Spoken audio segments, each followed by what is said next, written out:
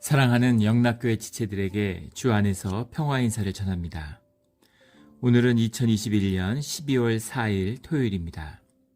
오늘의 묵상 본문은 출애굽기 8장 16절로 19절까지의 말씀입니다. 오늘 본문 말씀 8장 16절부터의 말씀은 이렇게 시작합니다. 여호와께서 모세에게 이르시되 아론에게 명령하기를 내 지팡이를 들어 땅에 티끌을 치라 하라. 그것이 애굽 온 땅에서 이가 되리라. 주님의 세 번째 재앙, 우리 어제 말씀에 나누었던 둘째 재앙, 개구리의 재앙에 이은 셋째 재앙, 티끌의 재앙이 시작되고 있습니다. 여호와께서 모세에게 이르시되 아론에게 명령하기를. 주님이 아론에게 바로 말씀하시지 왜 모세에게 말씀하셔서 모세가 아론에게 이야기하고 또 아론이 바로에게 또 아론이 히브리 사람들에게 또 아론이 팔을 들고 지팡이를 들어서 이적을 일으키게 하는 것일까? 이 영적 질서의 문제죠. 일이 되고 안 되고 문제가 아니라 모든 결과는 주님께 속한 것이죠. 주님이 돌을 들어도 쓰실 수 있어요. 주님이 모든 일을 이루실 수 있지만 주님이 사람을 세우고 우리를 위해서 협동해서 사역하게 하시는, 동역해 하시는 주님의 은혜가 있다라는 우리 말씀을 이미 나눈 바 있습니다. 그리고 그 일, 주님의 일이 이루어지는 데에는 늘 주님의 뜻에 따른 주님의 섭리와 주님이 이루어 가시는 질서가 있는 것이죠. 주님의 일에는 늘 질서가 있어요. 주님의 모든 일에는 아름다움이 있습니다. 아름다움이라는 건 온전한 질서에서 오는 것이죠. 우리가 하도 폭압과 폭력적인, 강압적인 이런 일들을 많이 당하다 보니까 또 위계에 의한 압박, 이런 것들을 경험하고 가부장적이고 권위주의적이고 이런 사회를 경험하다 보니까 질서에 대한 반감이 있죠. 그래서 질서를 미워하는 마음이 있고 또 우리의 무의식 가운데는 그 질서를 업고자 하는 그런 악한 본능이 있습니다. 그것을 주님이 임재가 주님 안에서 다루어지는 것이죠. 그 주님의 임재가 있고 성령의 통치가 있으면, 주님이 주관하시는 역사가 일어나면 모든 것이 질서 있게 이루어지는 겁니다. 그 질서를 흐트리거나 질서를 무너뜨리려고 하는 이런 일들은 모두 주님께 속한 것이 아니에요. 이것을 다루어야 되는 겁니다. 사회도 마찬가지죠. 어떤 사회나 자살적인 충동에 시달려요. 무슨 요즘에 그 막 돈에 대한 화폐의 의미가 퇴색했죠. 화폐 타락의 시대예요. 돈을 마구잡이로, 약속이잖아요. 어떤 신뢰에 대한 약속 가운데 화폐가 서 있는데, 미국도 2차 대전 이후에 근본이, 영국이 2차 세계대전을 치르면서 돈을 함부로 썼죠. 그래서 그 지위를 박탈당하고 미국이 그걸 이어받았습니다. 그래서 근본위에 맞춰서 금의 기준으로 해서 화폐를 발행하겠다고 약속을 했는데, 그 약속을 닉슨 행정부 때 베트남 전쟁을 치르면서 이제 그 약속을 깼죠. 근데 지금 깬 정도가 아니라 돈을 마구 찍어내고 있습니다. 돈을 함부로 찍어내고 막 찍어내니까 화폐의 가치가 바닥이에요. 사실은 미국이 전 세계의 부를 약탈하고 있는 것이죠. 달러의 가치가 계속 하락하니까 세계 달러의 절반이 미국 밖에 있는데 미국에서 달러를 우리 돈이라고 막 찍으니까 벌어지는 일이죠. 화폐의 가치가 타락하니까 심지어는 그냥 화폐를 찍어서 찍자. 예전에 화폐를 민간에 빌려서 썼잖아요. 국채잖아요. 근데 이제 국채를 찍으면 FRB에서 돈을 찍어서 사줘요. 그러다 보니까 뭐하러 이렇게 번거롭게 재무부가 국채를 발행하고 FRB가 돈을 해서 사주고 이러느냐. 일본 같은 나라도 마찬가지죠. 전체 국채 대부분을 다 일본의 은행이 가지고 있다고 그러는 겁니다. 그러다 보니까 뭐하러 이렇게 번거롭게 일을 하냐. 그냥 정부가 찍어서 쓰자 이렇게 되는 겁니다. 그러다 보니까 세금은 뭐하러 걷냐. 어차피 돈 찍어서 쓰는데 세금 걷지 말고 돈 찍어서 그냥 쓰자. 이러다가 그럴 게 아니라 돈을 찍어서 그냥 나눠주자, 국민들한테. 기본소득으로 다 나눠주자, 이런 얘기가 나오는 거죠. 한술 더 떠서 이제는 뭐하러 왜 정부만 돈을 찍냐. 우리가 그냥 찍어서 쓰자. 이게 이제 코인 이 열풍의 배경이죠. 우리끼리 가치를 정해서 그냥 돈으로 쓰면, 우리가 정하면 우리가 쓰면 돈이지. 이런 시대에 왔어요. 터키 같은 나라 독재자가 금리를 마음대로 올렸다 내렸다, 막 20%까지 내렸다가 15% 내렸다가 자기 마음대로 하죠. 경제가 풍지박산 나는 거, 화폐의 가치가 기축통화가 아니니까 터키화가 6분의 1로 가치가 떨어졌죠. 달러 대비. 생각해 보세요. 한국이 1달러에 1200원인데 7200원이 됐다고 생각해 보십시오. 수입 물가가 얼마나 폭등하고 뭐 사람들이 겪는 고통이 어떤 거겠어요. 근데 독재자가 아랑곳 않는 거죠. 근데 웃기는 것은 그런 코인의 가격이 뭐 2배, 3배 막 이렇게 폭등하고 있다는 거죠. 누가 찍었는지도 모르는 코인을 정부의 은행이, 발권은행이 발행한 화폐보다 더 신뢰받는 이런 완전한 화폐의 질서, 신뢰의 질서가 무너진 이런 아노미 가운데 우리가 살고 있습니다. 신뢰의 문제죠. 질서의 문제입니다. 주님이 그 질서를 세우시는 거예요. 주님 가운데서 늘 아름다운 주님의 이 질서가 온전히 지켜지고 세워지는 우리의 사역의 자리가 되기를, 우리 삶의 자리가 되기를 주의 이름으로 축원합니다. 부부도 마찬가지고 부모 자식도 마찬가지죠. 자식의 자리가 있고 부인의 자리가 있고 남편의 자리가 있는 것입니다. 그런 역할들, 이 주님의 영적인 질서죠. 질서를 주님이 세워서 주님의 뜻에 따라 행하는 것이에요. 그것이 옳으냐 그르냐, 타당하냐 안 하냐, 이런 것을 우리가 논의할 수도 있겠죠. 아무 의미가 없는 것이죠. 그건 주님의 권능과 주님의 주권에 속한 부분입니다. 그래서 그 있는 그대로 존중받아야 되고 그래야 할 뜻이 충분히 있는 것이죠. 주님이 모세에게 이르시되 아론에게 명령하기를 내 지팡이를 들어 땅에 티끌을 치라, 이렇게 말씀하실 거예요. 티끌이라는 건 이제 아파르라는 말인데, 아파르라는 말이 이제 영어의 더스트죠. 먼지죠. 흙이에요. 흙을 친 겁니다. 흙을 쳤다 이렇게 나오는데 티끌을 치라 이렇게 말씀하시는 거죠.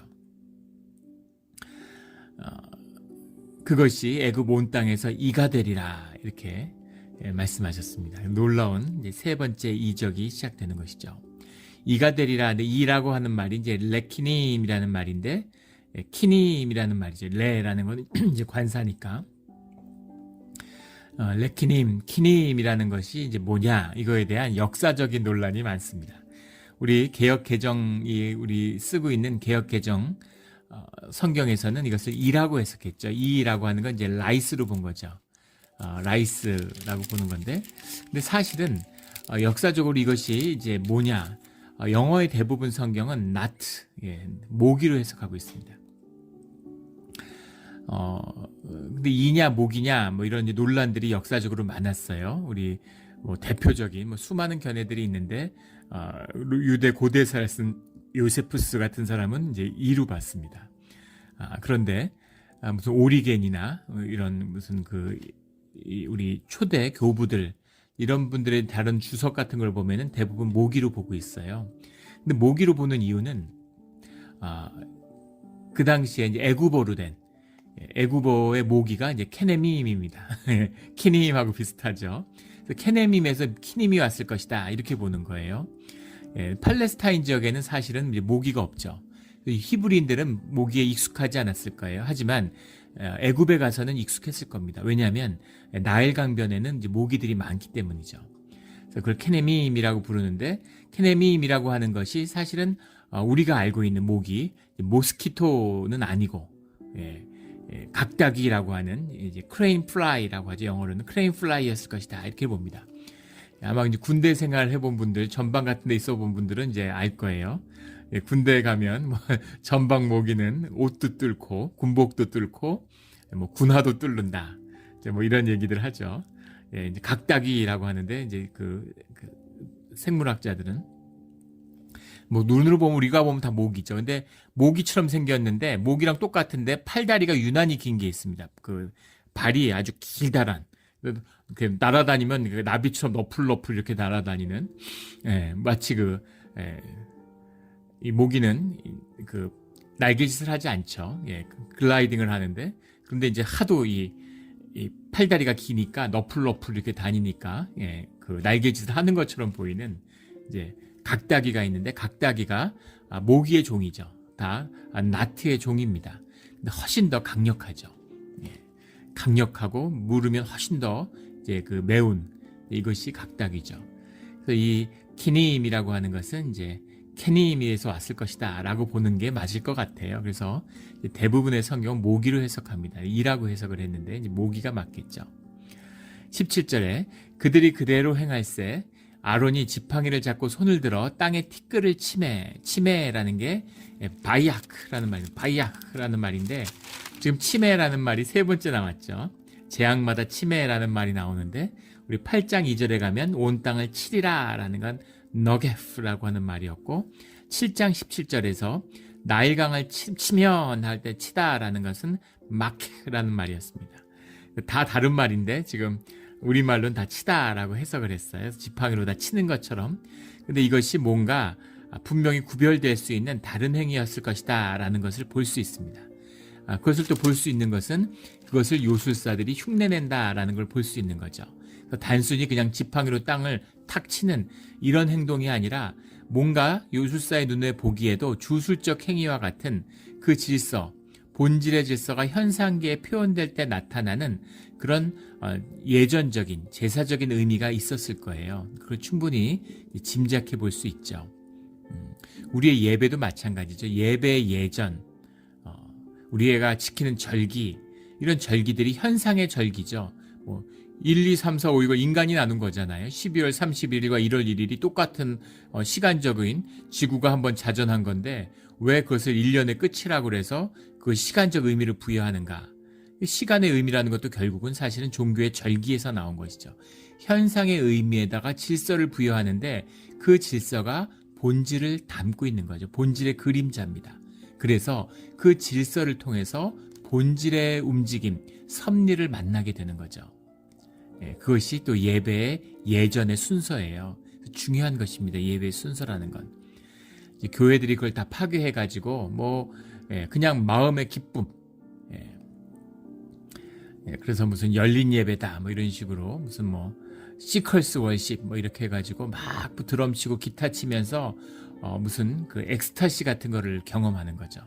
종교의 일반적인 모습입니다. 엑스타시가 사람들의 영이 하나로 합쳐져서 거기서 느끼는 기쁨이죠.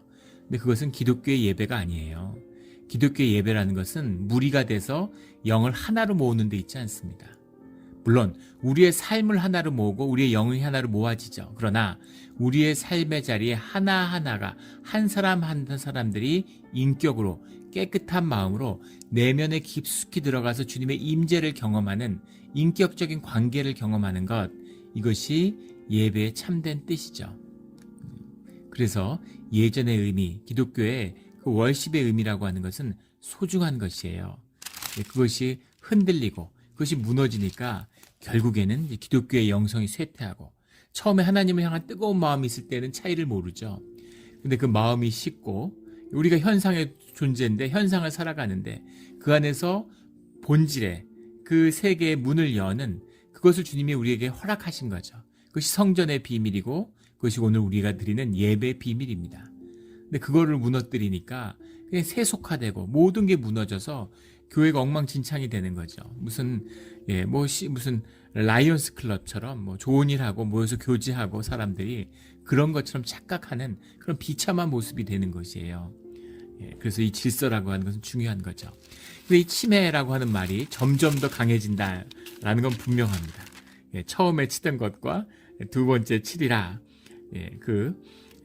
마케르 너게프에서 바이아흐 점점 더 세진다라는 의미, 그 이상이었겠지만 그 정확한 뜻은 우리가 알지 못하죠. 유대인들은 이것의 의미를 여러 가지로 해석을 해서 마치 주술적인 어떤 걸로 세상의 본질의 역사의 문을 변경시키거나 열 수 있는 것처럼 그런 식의 유대 신비주의의 흐름도 있습니다. 근데 그런 걸 깊이 신뢰하기는 어렵죠. 근데 분명한 것은 치는 역사를 통해서 이 친다고 하는 역사가 이제 심판의 뜻이 들어있다라는 걸 우리가 나누었죠, 이미. 현상의 세계가 무너지는 것을 의미하며 동시에 거기에 대한 심판의 뜻이 들어있는 겁니다. 그리고 주님의 분명한 주권이 드러나는 것이죠.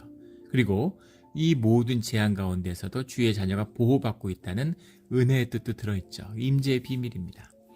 티끌을 치니까 애굽의 온 땅의 티끌이 다 모기가 된 것이죠. 모기가 됐다고 보는 게 맞겠습니다. 모기가 되어 사람과 가축에게 오르니 사람과 가축을 막 묶는 거예요. 아마 견딜 수 없었을 겁니다. 예. 우리가 이제 모기가 거의 없는 캘리포니아 해안가에 살고 있기 때문에 모기 뭐 구경 못했죠. 모기 본 지 한 10년 된 것 같습니다. 예, 모기가 없으니까 예, 기가 막히죠. 예, 그 동부 같은 데만 가봐도 이제 모기도 있고 바퀴벌레. 제가 뉴욕에 잠깐 살았는데 뉴욕의 바퀴벌레 뭐 굉장합니다. 예. 뉴욕에 왜 이렇게 바퀴벌레가 많을까? 예, 지하 공간들이 많은 거죠. 오래된 건물들이 있으니까 거기다가 온수관과 순간 온수기가 예전에 없을 때 이미 부여의 상징이죠. 온수관과 냉수관을 따로 하기 때문에 예, 습한 데다가 온수관이 따로 있으니까 바퀴벌레가 살기에 최적의 조건이라는 거예요. 예, 정말 예, 뉴욕 하면은 정말 쥐와 바퀴벌레로 대표되잖아요.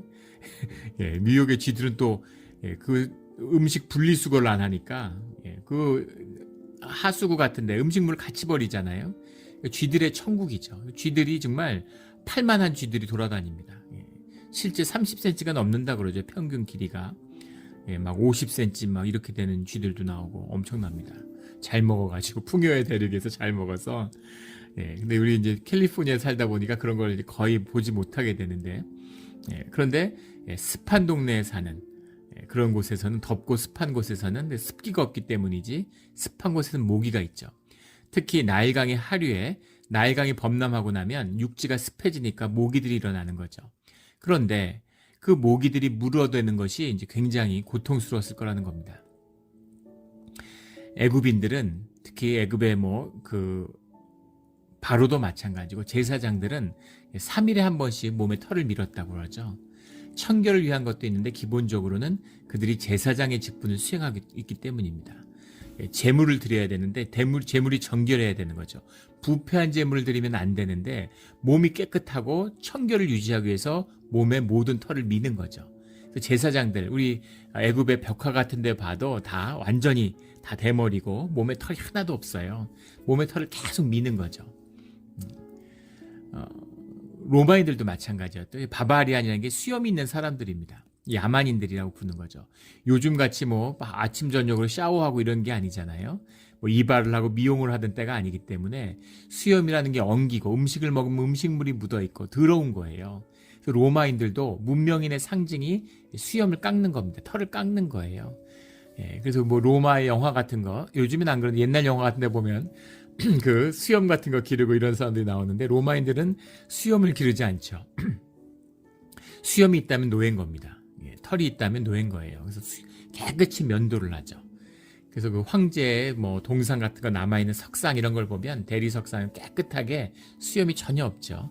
그래서 다 면도를 합니다. 그래서 제사를 드려야 되고 그걸 위해서 청결을 유지해야 되는데 모기가 물면은 모기가 이제 그게 몸이 부어오르고 거기에 진물이 나잖아요. 모기가 막 온몸을 물었는데 면도할 수 있습니까? 아마 바로도 그렇고 아마 제사장들도 죽을 맛이었겠죠. 그래서 괴로워 고통스러웠을 거예요. 그뿐 아니라 지금도 마찬가지죠. 지금도 인류의 최대의 적이 모기입니다. 대부분의 질병을 모기가 옮겨요. 그 말라리아 같은 병들. 예전에 그 아버지 친구분이 이제 외교관이셨는데 나이지리아 대사를 하셨어요. 대사 같은 경우 그 나이지리아가 대국이고 아프리카의 중심인데 거기 이제 몇 년 계셨는데 진짜 힘들었다고 그러시더라고요. 그 말라리아를 예방하는 약을 요즘은 이제 약이 그래도 많이 좋아졌는데 예전에 약을 매일 먹는데 그 약이 독해서 위장병을 일으킨다는 겁니다. 계속 설사하고. 그리고 아프리카 사람들 거기 계속 살았으니까 그래도 말라리아에 좀 내성이 있는데 여기 한국에 있다 가니까 말라리아가 치명적인 거죠. 그 약을 먹는데 계속 설사하고 막 속이 아프고 토하고 난 중에는 고통스러운 거 이런 걸 이제 얘기하더라고요. 지금도 그 모기를 잡기 위한 온갖 연구들이 이제 이루어지고 있죠. 모기가 그렇게 고통스러운 거죠, 아프리카에서. 근데 이 모기가 창궐해서 막 걷잡을 수 없이 티끌이라는 게 흙이잖아요. 아파르라는 게 더스트인데 먼지가 모기로 변했으니까 이거는 상상할 수 없는 모기떼가 날아다니는 거죠. 진짜 말로 할 수 없는 아마 생지옥이었을 겁니다. 그런 지옥을 경험하게 되는 거죠. 그런 고통 가운데서 18절에 요술사들도 자기 요술로 그같이 행하여 이를 생기게 하여 하였으나 못하였고 이거는 못하는 거죠.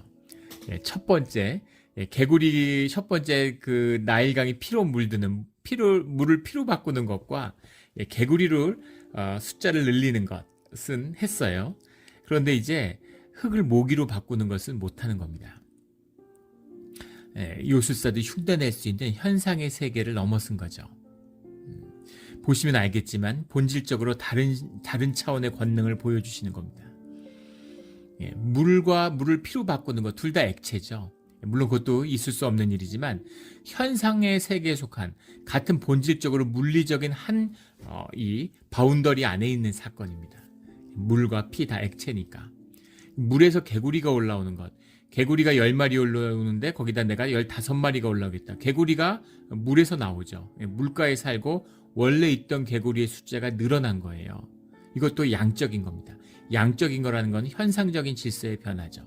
물론 개구리가 막 폭발적으로 늘어나는 것도 쉬운 일은 아니겠지만 그것도 어쨌든 현상에서 벌어지는 일입니다. 그런데 흙이 모기로 바꾸는 건 전혀 다른 차원의 얘기죠. 이건 현상의 변화가 아니라 본질 세계의 변화의 차원에 속한 거예요. 물리학자들이 그런 얘기를 하죠. 우리 20세기의 과학의 최대 성과가 양자 물리의 세계, 원자 이하의 세계, 소립자의 세계에 눈을 떴다는 것인데 소립자의 기계를 파고들고 분자를 원자를 그런 소립자의 세계를 깊이 파고들다 보면은 그 끝에는 이제 끈이라고 하는 스트링이라고 그러죠. 끈이론이라고 하는 모든 끈의 진동이 모든 물체의 근간이라는 거잖아요. 놀랍게도 우리의 뇌와 벽돌의 구성 성분이 같다는 겁니다. 근데 왜 벽돌은 무생물이고 우리는 생명일까? 그런 게 신비고 본질의 세계죠. 그래서 분자의 세계를 조작할 수 있다면 물질의 세계를 근본적으로 변화시킬 수 있다라고 하는 것을 현대 과학자들이 알게 됐죠. 숯과 다이아몬드는 똑같은 탄소로 이루어져 있어요.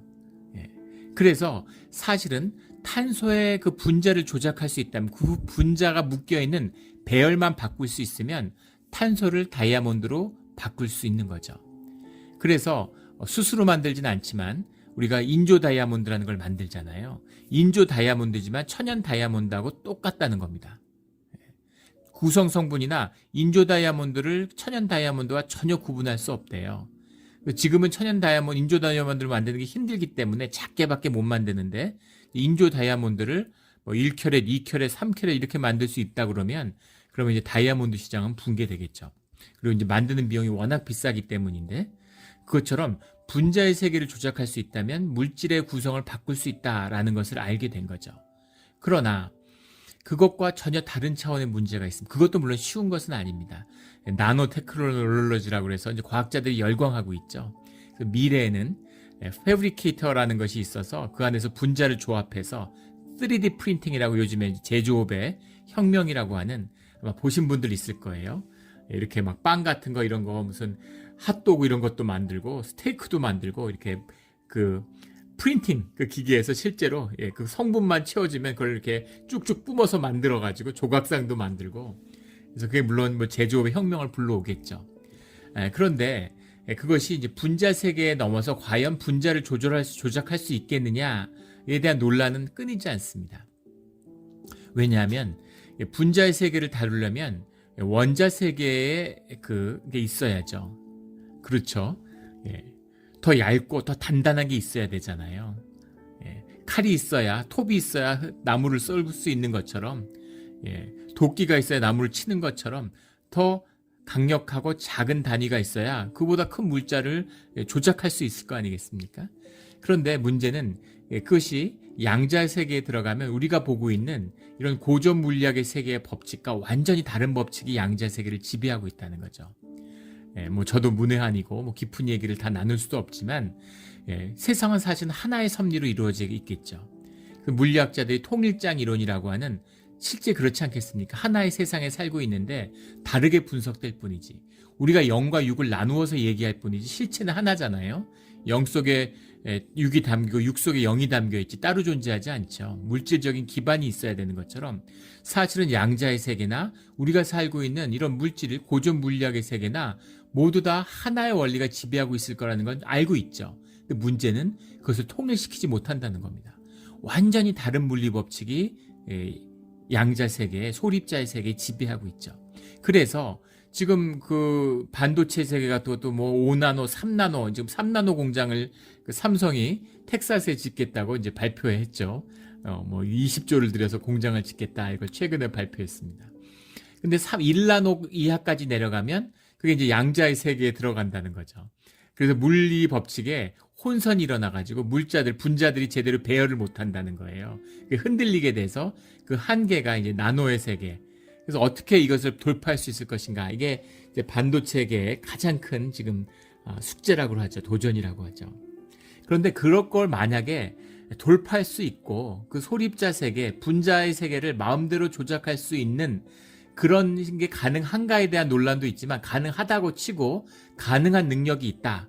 그래서 정말 스스로 다이아몬드를 만들 수는 있겠죠. 그러나 소고기를 만들 수 있죠. 심장을 만들어낼 수 있습니다. 지금도 이제 실험실에서 가능하잖아요. 그런 배양 세포를 가져다가 소고기를 시험관에서 만들어냅니다. 소고기는 만들어낼 수 있지만 송아지나 소를 만들 수는 없어요. 생명입니다. 송아지를 가져다가 소를 만들 수는 없어요. 실험실에서. 송아지가 스스로 자라나는 거죠. 생명이 스스로 자라나는 겁니다. 세포를 조작할 수는 있지만 생명을 조작할 수는 없죠. 생명을 만들어낼 수는 없는 거죠. 바로 이 차원의 이야기입니다. 우리가 정말 그런 뭐 나노테크놀로지를 인간이 마스터해서 패브리케이터를 만들어도 무슨 돌을 가져다가 무슨 다이아몬드를 만든다 가능할 수 있겠지만 돌을 가져다가 병아리를 만들 수는 없다는 겁니다. 계란을 만들 수는 있겠죠. 닭을 만들지 못해요. 지금도 계란을 만들잖아요. 인조 소고기처럼 계란하고 같은 성분에 똑같은 맛을 내고 똑같이 생긴 걸 만듭니다. 근데 그게 진짜가 아니죠. 생명이 없으니까. 계란이 깨지고 병아리가 나와야 진짜잖아요. 그거죠. 그래서 흙이 모기가 됐다. 이거는 요술사들이 할 수가 없는 일이죠. 개구리에서 개구리를 만들 수는 있어도 어떻게 흙으로 모기를 만들 수가 있습니까? 이게 생명인데 이게 못 만드는 거죠. 그 차원을 넘어간 거죠. 현상을 넘어서 본질의 세계, 하나님만이 하실 수 있는 세계, 그 일이 나타난 겁니다. 19절에 요술사가 바로에게 말하되 18절에 생기게 하려 하였으나 못하였고 그래서 아론이 하니까 우리도 하겠다. 아론이 한 것처럼 흉내내 봤는데 안 되는 거죠. 이것은 무슨 얘기입니까? 이것은 마귀가 할 수 없는 얘기라는 거예요. 마귀의 권세, 마귀도 현상의 권세, 속이는 권세를 가지고 있어요. 현상을 마법사처럼 현상을 조작해서 얼마든지 속임의 권세로 그럴듯하게 할 수 있다는 겁니다. 그러나 본질의 역사, 생명의 역사는 마귀도 공중의 권세를 잡고 세계를 쥐락펴락하는 것 같지만 마귀가 어떻게 할 수 있는 세계가 아니라는 거죠. 마귀는 현상의 것일 뿐이에요. 현상을 조작하는 것입니다. 그러나 이 본질의 생명의 세계는 주님께 속한 것이죠. 그러니까 이것은 마귀에게 속한 이 요술사들이 아무리 흉내를 내도 할 수 없는 거죠. 계란도 만들 수 있지만 소고기도 만들 수 있지만 송아지와 병아리를 만들 수 없는 것처럼 흙으로 어떻게 모기를 만들겠습니까? 이건 못하는 거죠. 못하였고 못하는 겁니다. 그러니까 이가 사람과 가축에게 생긴지라. 이가 사람과 가축에게 생긴지라 그러니까 이가 무슨 이렇게 자연적으로 생기는 그런 얘기가 아니죠.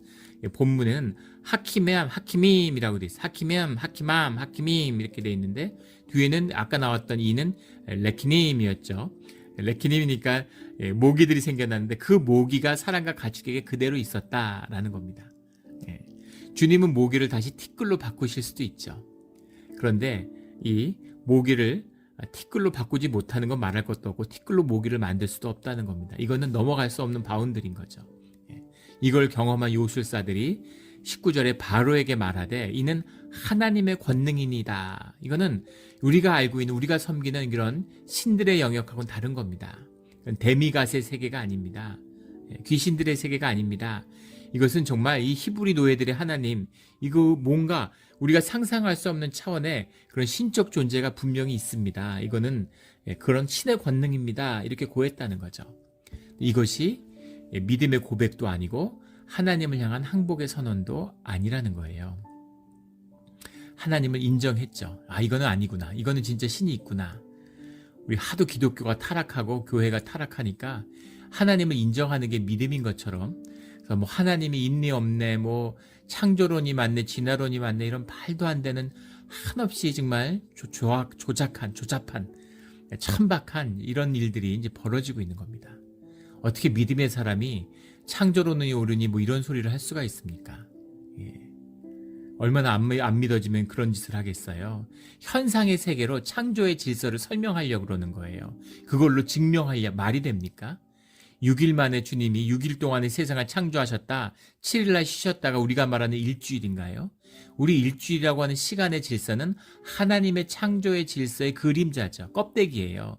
그것을 담고 있는 겁니다. 그 의미, 하나님이 만드시는 이 세상의 그 창조의 질서의 의미에 따라서 우리가 그것에 따라 살아간다는 의미가 담겨 있는 거죠. 주님이 진짜 월요일부터 토요일까지 만드시고 일요일날 쉬시고 이러는 겁니까? 6일이 6데이인가요? 그런 거 아니죠. 주님의 때, 주님이 정하시는 주님의 질서예요. 그 창조의 섭리입니다. 근데 그것을 현상을 가지고 그 껍데기를 가지고 껍데기를 연구하는 과학과 네가 맞네 내가 맞네 하고 다툰다는 게 말도 안 되는 소리인 거죠. 이런 짓을 하는 겁니다. 이런 게 바로 이는 하나님의 권능이다 라는 거예요. 하나님이 계시는 걸 인정하면 마치 그게 크리스찬인 것처럼. 말이 됩니까? 하나님이 계시다는 걸 인정 안 한다는 건 바본 거예요. 좀 모자라는 겁니다. 과학을 해도 정말 진지하게 깊이 있게 연구한 학자들은 신적인 존재를 경험하고 만나게 돼요. 이것이 본질의 세계죠. 이걸 인정하는 건 의미가 없어요. 뭐 하나님이 계시는 걸 내가 하나님이 계시구나 뭐 어쩌라는 겁니까? 하나님이 당연히 계시죠. 내가 인정했다고 뭐 대수예요? 내가 인정했어. 하나님 계셔. 내가 하나님 그저 믿어주지. 계시다는 걸. 내가 섬겨주지. 내가 하나님으로 인정해주지. 내가 인정하는 하나님. 내가 하나님보다 더 높은 거 내가 인정해 주잖아요. 내가 인정해서 하나님이 계시는데 내가 하나님이죠 사실은. 이겁니다. 아무것도 아니에요. 거짓이에요. 아무 의미 없는 고백입니다. 근데 이들이 왜 이런 얘기를 했을까? 모기 때문에 죽겠으니까 하는 것이죠. 인정하지 않을 수 없는 진실이 있으니까 이거를 받아들이고 항복합시다. 타협합시다. 이런 얘기인 거죠. 하나님이 이들을 굴복시키려고 이런 이적을 보여준 게 아니라는 겁니다. 하나님의 하나님됨과 하나님의 뜻을 만나는 길이죠. 이게 중요한 것이죠. 그리고 그것을 만나는 것은 하나님에게 순종하는 하나님의 자녀가 된다는 의미예요. 그 뜻을 순종하고 하나님께 돌이키는 것이죠. 하나님이 벌 주는 게 심판이 목적이었으면 다 심판으로 끝내버리지 왜 이런 일들을 계속 하시겠어요? 이걸 뭐 10번이나 하실 일이 뭐가 있습니까? 주님이 누구신지를 알고 주님께 나오라는 거죠. 자기의 에고, 내가 주인 된 삶을 끝내라는 겁니다. 그런데 그럴 생각은 전혀 없는 거죠. 그게 에고의 본질이잖아요. 사람만 자살을 합니다. 인간이 자살을 해요. 자기 목숨의 주인이 자기라고 생각해 자기가 자기 목숨을 끊는 거죠. 인간만이 한 모든 생명 가운데 인간만이 하는 짓입니다. 예전에 동물학자들이 그런 주장 많이 했어요. 레밍이라고 하는 그 알래스카 들쥐가 스스로 목숨을 끊는다고. 봄철이 되면 쥐들이 막 떼를 지어서 막 그 강가나 바닷가 이런 데 막 뛰어들어서 죽는 겁니다.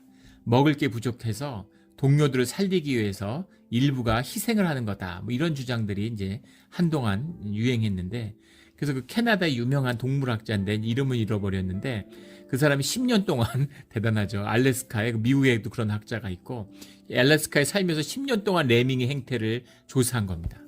레밍이 자살하는 게 아니라 어처구니 없게도 사실은 무슨 신도림역 같은 데서 사람들이 너무 많으니까 환승역에서 사람들이 밀려서 넘어지는 것 같은 거죠. 봄철에 눈이 녹으니까 막 뛰어가다가 절벽을 만났는데 앞에 쥐들이 야 절벽이다 서야 돼 하고 섰는데 뒤에 오는 쥐들이 미는 거죠. 그래서 밀려 떨어져서 앞에 있는 쥐들은 억울한 죽음을 당했는데 근데 동료를 위한 희생으로 인간들이 미워하는 거죠. 그래서 그런 동물은 없다는 거죠. 인간이 스스로 목숨을 끊어요. 사울 같은 이방인이 내 목을 칠까 두렵다. 나를 창으로 찔러라 이런 거죠. 자기 명예, 자기가 사람들에게 어떻게 보이나 이걸 위해서 우리 옛날 말에 뭐 가오가 죽는다, 가오를 세운다, 가오를 위해서 자기 체면을 위해서 그걸 지키기 위해서 목숨을 던지는 거예요. 사무라이 같은 가장 악하고 어리석은 자들이죠. 명예를 위해서 목숨을 던져요. 이런 어리석은 짓들, 이것이 에고의 역사입니다.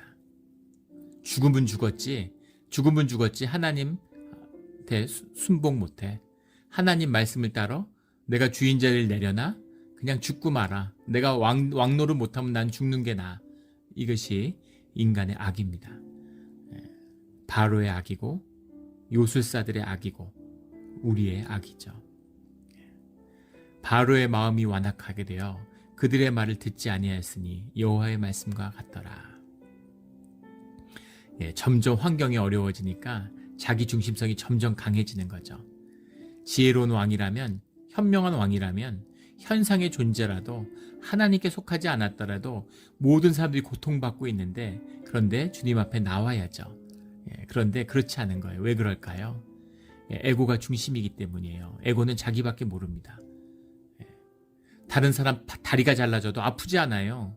내 손톱 빠진 게 아프지 난 팔 잘리는 게 뭐가 아픕니까? 이게 인간이 육으로 살아갈 때의 모습이죠. 육이 나라고 하는, 나와 다른 사람이 육으로 분리됐다는 것에 기초해서 세워진 게 에고잖아요. 에고의 사람들은 점점 이기적이 되는 거죠. 나이 들고 몸이 약해지면 점점 이기적이 됩니다. 왜 환자들 힘들다고 그래요? 3년 병치레에 효자 없다 뭐 이런 말이 있죠. 몸이 약해지니까 점점 에고가 강해지는 거죠. 나를 내가 챙겨야지 누가 챙겨. 그러니까 다른 사람들에게 짜증내고 신경질 부리고, 세상 사람들이 굶주리고 있는데 나는 먹고 있으면서 나는 먹으려고 내일 모레 평생 먹을 걸 쌓아놓고 있는 것이죠.